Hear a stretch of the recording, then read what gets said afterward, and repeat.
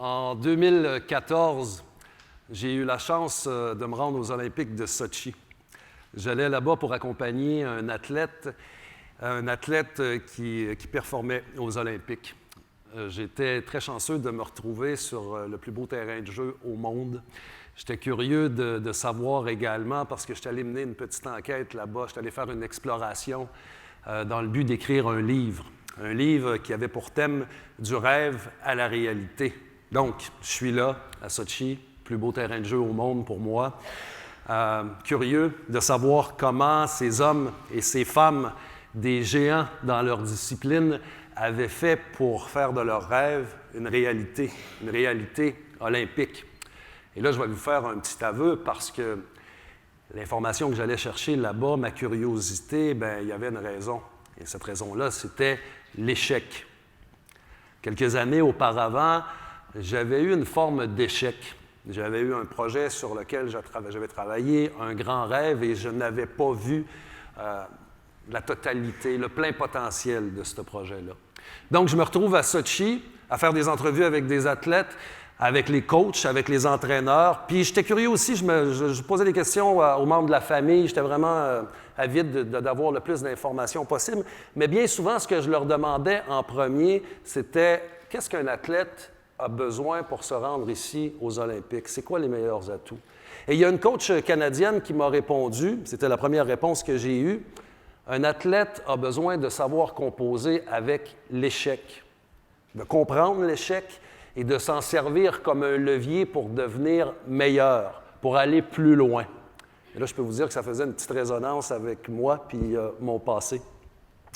Donc, je suis là très curieux à fouiller, à prendre plein d'informations, à me laisser inspirer par tout ce que je pouvais aller récolter, par les choses que je voyais, les conférences de presse, les discussions que je pouvais avoir. Puis à un moment, je me suis retrouvé au premier niveau là, pour une remise de cérémonie de médailles. Et là, je voyais les athlètes littéralement sauter sur le podium pour aller chercher leur médaille. Je voyais le sourire, je voyais la fierté dans le visage, puis j'étais là en avant, puis je me disais « Wow! C'est dans ce genre de fierté-là, moi, que j'ai envie de vivre ma vie. » De retour à Montréal, j'ai commencé à travailler sur mon livre. Puis naturellement, j'avais quand même de très belles histoires à pouvoir raconter, mais je restais avec une espèce de feeling de vide intérieur. Puis je me suis dit à un moment donné, c'est bien beau le rêve olympique, c'est bien beau les histoires des autres, mais est-ce que c'est vraiment ça que j'ai envie de faire dans la vie, de raconter l'histoire des autres? Un matin, je me souviens, je me suis levé, je me regarde dans le miroir, puis je me suis posé une petite question qui peut paraître assez simple. Mais je me suis demandé, puis toi, Normand Piché, c'est quoi ton rêve? Puis, ironiquement, je n'ai pas été capable de répondre. Alors, j'ai quand même fait un petit bout d'introspection et j'ai fini par le trouver naturellement. Mais avant d'aller plus loin, j'ai envie de vous poser la question. Levez la main dans la salle les gens qui connaissent leur rêve, qui ont un rêve précis à accomplir et qui seraient prêts à embarquer dedans. Quand même, intéressant. Mais il y a quand même pas mal de monde qui n'ont pas levé la main. Donc, quelque temps plus tard, le rêve a émergé, le rêve de relier 5 continents à la nage. Ça consistait en quoi? En fait, 5 traversées autour du monde. La première consistait à relier la Russie à l'Alaska dans le détroit de Bering, une traversée donc de l'Asie à l'Amérique. Deuxième étape, le Pacifique, un petit tronçon dans le Pacifique pour relier la Papouasie-Nouvelle-Guinée à l'Indonésie. Ensuite, on se dirigeait vers l'Europe, la Turquie et la Grèce. Je reliais la Turquie à la Grèce pour faire de l'Asie à l'Europe.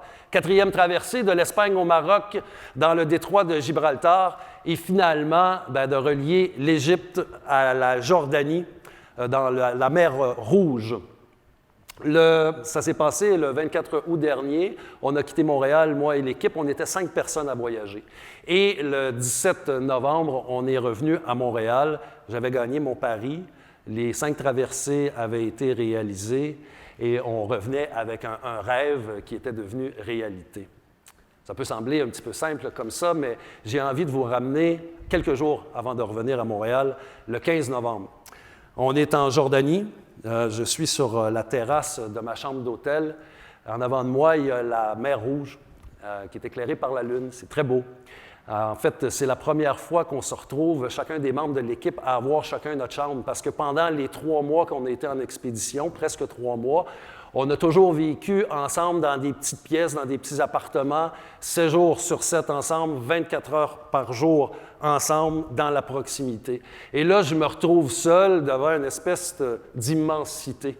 C'est magnifique, le ciel est plein d'étoiles, puis en avant, un peu en biais, je peux voir l'Égypte. L'Égypte, on l'avait quitté le matin, très, très tôt, il faisait noir encore, pour rejoindre la Jordanie. Un peu à ma droite, c'est l'Israël qui est là, la ville d'Ilat. Et à gauche, l'Arabie saoudite, les frontières de l'Arabie sont là à peu près une dizaine de kilomètres. Il y a une espèce de gros nuage de lumière au-dessus de l'Arabie. Puis nous, ici en Égypte, pas en Égypte, mais plutôt en Jordanie, c'est assez sombre, mais je peux quand même voir l'ensemble du désert, voir le profil des montagnes, et c'est magnifique. Là, je suis là que je regarde ce beau décor-là, puis j'ai un petit peu de difficulté à y croire. Je viens de relier 5 continents à la nage. Je viens de faire le pont entre 10 pays, au-delà des frontières, parce que des frontières, il y en avait beaucoup. Il y avait les frontières géopolitiques, naturellement, puis toutes les autorisations que ça a nécessité aux 4 coins du monde pour pouvoir faire les traversées. En fait, les autorisations, ça a été le nerf de guerre de notre expédition. Il y avait les frontières culturelles, religieuses, linguistiques, les frontières humaines. Voyager à 5 personnes à un moment, ce n'est pas toujours facile.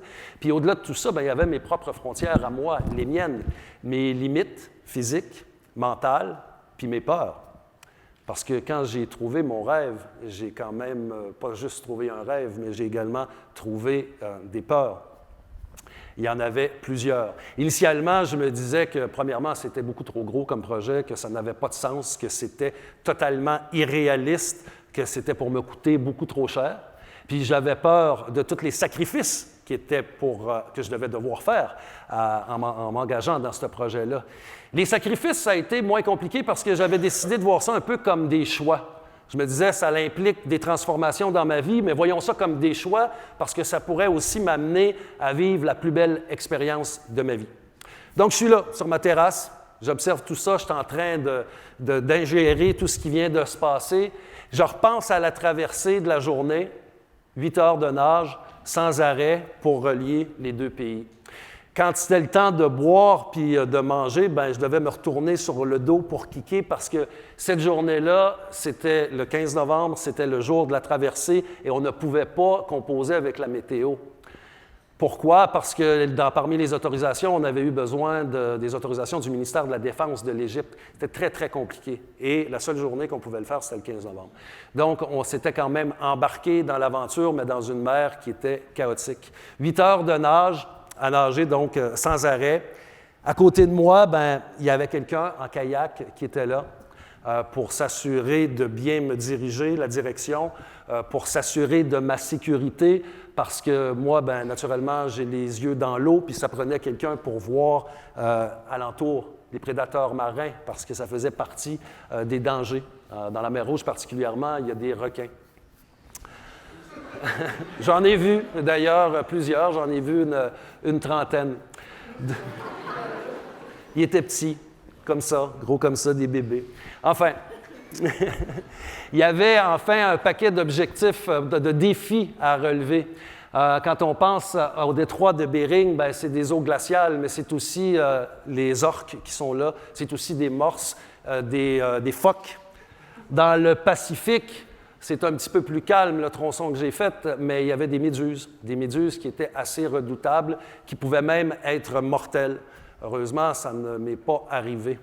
Mais j'ai été piqué tout le long de la traversée. Sentiment de brûlure, de choc électrique, de lames de rasoir qui passent sur les parties de la peau qui sont exposées à l'eau. Le Gibraltar, des défis quand même assez importants parce que le Gibraltar, c'est le détroit où il y a le plus de circulation maritime au monde, de cargos. Donc, se faufiler à travers quelque chose comme 300 à 500 cargos, ce qui amène aussi son lot de pollution. La mer Rouge, je vous ai parlé des petits requins, puis je vous ai parlé des énormes vagues. Alors, Je vous parlais du gars qui m'accompagne, qui voit à cette espèce de sécurité. Lui, il a les yeux hors de l'eau. Moi, ils sont dans l'eau, dans un monde qui est assez fascinant, un monde qui est mystique. L'eau, c'est mon élément préféré. J'adore et moi, je nage, le visage dans l'eau. Puis à peu près 50 fois par minute, je tourne ma tête comme ça pour prendre une respiration. J'ai à peine la bouche qui sort de l'eau pour respirer dans le creux de la vague, puis je retourne à l'eau et je nage. Un petit peu plus loin de nous, il y a un bateau qui est là. Sur le bateau, il y a les autres membres de l'équipage qui sont là avec un groupe d'Égyptiens, des dignitaires, des militaires, il y a des journalistes et qui nous suivent. Mais cette espèce de gros bateau-là, quand je peux le voir, je le vois aller comme ça. Tu sais.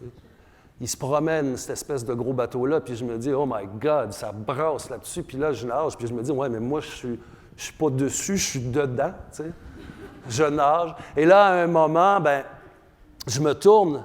Ça fait des heures là, qu'on nage, quelques heures, puis je regarde Sylvain rapidement, naturellement, puis j'ai dit « On est rendu où? » Puis j'entends « Moitié. » Je continue à nager. Puis j'ai dit « On est où? » Et il me dit « On n'est pas rendu à la moitié. » Oh boy! Intense. Quand je vous dis que c'était le chaos, c'était vraiment le chaos. Pour vous donner une idée, l'énergie que je devais déployer à ce moment-là, c'était 2 à 3 fois ce que je donnais dans des traversées où c'était plus calme. Quand je vous disais que si je m'arrêtais un petit peu, on reculait. Alors, je suis là que je nage, puis je me dis, je suis rendu à la 5e traversée. Les autres ont été réussis. Toutes les traversées, toutes les destinations nous ont amené un lot énorme de défis. Puis chaque traversée était un petit miracle parce qu'on a failli ne pas les faire. Mais là, on est rendu à la dernière, sur le bord de réaliser mon rêve, et je commence à avoir des doutes. Ça fait 2 ans que je me prépare pour faire cette expédition-là. Une préparation qui a quand même été assez importante. J'ai dû nager un petit peu plus de 2500 km juste pour me préparer. Pour vous donner une idée, au niveau des petits coups de bras, là, ça en représente à peu près 2 millions. Je vous parle des petits coups de bras parce que je vais revenir à la traversée. En fait, avec toutes mes peurs que j'avais au début, c'est ce que je m'étais dit, le petit coup de bras. Je m'étais dit, au lieu de penser à toutes les limitations, au lieu de penser à tout ce qui peut te faire peur, fais donc le petit pas, le premier petit pas. Embarque dans le chemin de ton rêve, puis vas-y un coup de bras à la fois, et tu verras bien où est-ce que ça va te mener. Là, ça fait des heures et des heures que je nage, que je donne des coups de bras, que je redoute d'arriver là-bas, et à un moment, je me mets à penser à toutes sortes de choses. Je pense à ma fille, entre autres, que je vais revoir dans 2 jours. Je pense à ma mère, de même, à mon père. J'avais quand même eu des belles bases parce que ma mère m'a enseigné d'avoir la foi. Elle m'a toujours dit, si tu crois profondément dans tes rêves, que tu te mets en action, tout est possible. Puis mon père, lui, ce qu'il me disait, c'est « mets de l'amour dans ton cœur ». Je trouvais ça bien, mets de l'amour dans ton cœur. Crois dans tes rêves profondément, passe à l'action, mets de l'amour dans ton cœur. Puis là, quand même, malgré les difficultés, j'étais dans l'eau, dans un élément que j'aime, qui me passionne. J'y donnais de mon cœur, puis je continuais d'avancer un petit coup de bras à la fois. Je me suis remis à avoir plein d'images. Justement, mon enfance, le petit Normand, hyperactif, très créatif, mais inarrêtable, qui avait eu des patins de hockey dans les pieds avant même peut-être de marcher, parce que le hockey, ça, c'était l'histoire de mon père, c'était son rêve. Il avait joué dans la Ligue européenne, il rêvait de la Ligue nationale, mais ça n'avait pas fonctionné. Puis il m'avait transposé un peu son rêve. Je me revoyais, petit cul, à peu près haut comme ça, lui dire un peu, en train de shaker, que j'arrêtais de jouer au hockey parce que le hockey, c'était pas mon dada, c'était le sien. Puis moi, j'avais le goût de nager. Je me suis revu à l'adolescence, les premiers projets, les premiers voyages, en train de voyager. Puis à chaque fois que je revoyais des images comme ça, ça me donnait de l'énergie pour continuer. J'ai revu vingtaine, quand j'ai commencé, quand j'étais allé à l'école, mes cours à l'école, quand j'ai rencontré la femme de ma vie, quand j'ai commencé à travailler dans le showbiz en tant que gérant d'artiste. Et à ce moment-là, écoutez, c'était la vie bohème, c'était extraordinaire, c'était beau, puis en plus, j'étais en amour, on était one, puis on avait des rêves, puis on voulait les réaliser. J'ai revu la trentaine aussi. Je nageais, puis je repensais à des moments plus difficiles, des belles réalisations, mais des échecs aussi qui avaient été là. Tu sais, des genres de claque en plein visage que tu reçois puis que tu ne t'attends pas trop, le suicide d'une personne très proche, la séparation amoureuse, familiale. Puis toutes ces choses-là, je pensais, bien, je continuais à nager, puis je me disais quand même, tous ces parallèles-là que je pouvais faire avec l'eau vive, bien, ce n'était pas mes premières traversées. Quand je suis arrivé de l'autre côté, après 8 heures de nage, ça m'avait semblé comme un coup de doigt. Le temps avait passé, puis malgré les douleurs que j'avais développées à cause des courants, à cause des vagues, à me faire brasser, j'avais plus de douleur, puis j'avais le goût de retourner de l'autre côté, de retourner à la nage en Égypte. J'étais sur l'adrénaline. Enfin, qu'est-ce qui porte quelqu'un? Pourquoi s'embarquer dans un projet comme celui-là? J'ai le goût de vous dire, pourquoi pas? Pourquoi pas s'embarquer dans des trucs comme celui-là? Moi, en fait, c'était la réunion, l'ensemble de toutes les choses que j'aime faire, la nage, voyager, découvrir le monde. C'était l'idée de relever des défis, de sentir que je donnais du sens à ma vie puis à la vie en général. C'était de passer à travers la montagne d'émotions, la montagne russe d'émotions au quotidien.